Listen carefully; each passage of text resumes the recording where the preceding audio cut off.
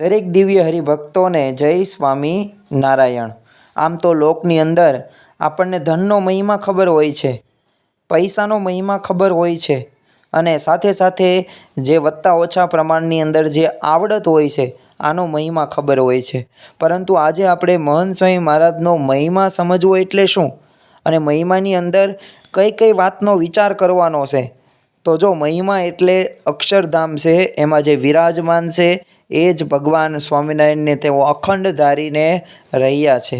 આ પહેલો મુદ્દો આપણે સમજવાનો છે મહિમામાં। બીજો મુદ્દો એ સમજવાનો છે કે મહંત સ્વામી મહારાજ નિર્દોષ છે, ગુણાતીત છે અને આપણો એક ધ્યેય છે કે આપણે મોક્ષ માર્ગે આગળ વધવું છે, આપણું આત્યંતિક કલ્યાણ કરવું છે, તો મોક્ષનું દ્વાર પણ મહંત સ્વામી મહારાજ છે। તો આવી રીતે ચાર મુદ્દાને આપણે સમજવાનો છે।